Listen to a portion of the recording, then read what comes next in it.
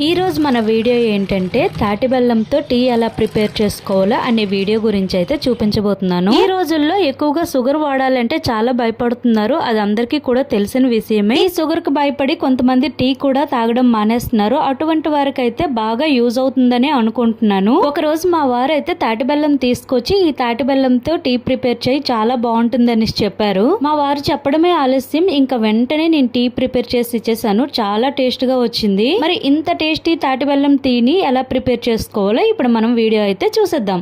ముందుగా స్టవ్ పైన ఒక బౌల్ పెట్టి ఇందులో మనం టీ తాగే గ్లాస్ ఉంటుంది కదా, ఆ గ్లాస్ తో అయితే 1 గ్లాస్ దాకా వాటర్ అయితే వేసుకుంటున్నాను. మనం ఎప్పుడైనా టీ ప్రిపేర్ చేసేటప్పుడు ఒట్టి పాలతో టీ చేస్తే అంత టేస్ట్ అనిపించదు. ఇందులో కొంచెమైనా సరే వాటర్ అయితే యాడ్ చేసుకోవాలి. అలానే ఇందులో 2 గ్లాసుల దాకా పాలను అయితే యాడ్ చేసుకుంటున్నాను.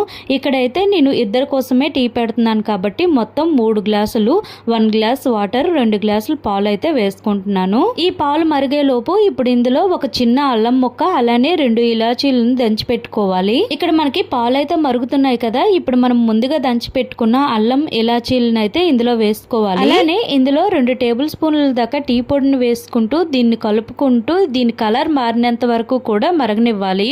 ఇక్కడ చూసినట్లయితే టీ అయితే మనకి కలర్ మారింది కదా, ఇప్పుడు ఏం చేయాలంటే ఇందులో తాటి బెల్లం ముక్కనైతే వేసుకోవాలి.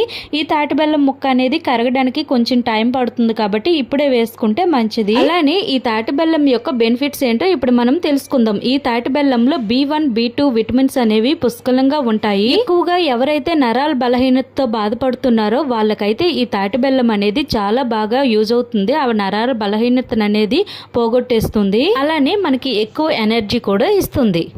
ఇక్కడ మనకి తాటి బెల్లంతో టీ అయితే ప్రిపేర్ అయిపోయింది. కొంతమంది ఏంటంటే తాటి బెల్లం వేస్తే పాలు ఇరిగిపోతాయేమో అనేసి అనుకుంటారు. అలా ఏం లేదు. ఇక్కడ చూసినట్లయితే పాలు ఎక్కడా కూడా విరగకుండా నీట్ గా చక్కగా మనకి తాటి బెల్లంతో టీ అయితే ప్రిపేర్ అయిపోయింది.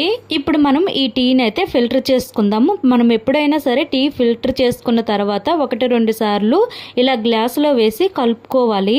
ఇలా కలుపుకోవడం వల్ల ఏమవుతుందంటే మనకు నురగలా వస్తుంది కదా, అప్పుడే మనకి టీ అనేది చాలా టేస్ట్ గా ఉంటుందన్నమాట.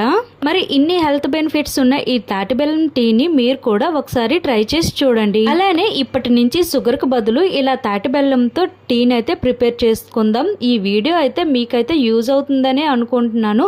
మీకు కనుక ఈ వీడియో నచ్చినట్లయితే లైక్ చేయండి, షేర్ చేయండి, సబ్స్క్రైబ్ చేసుకోండి.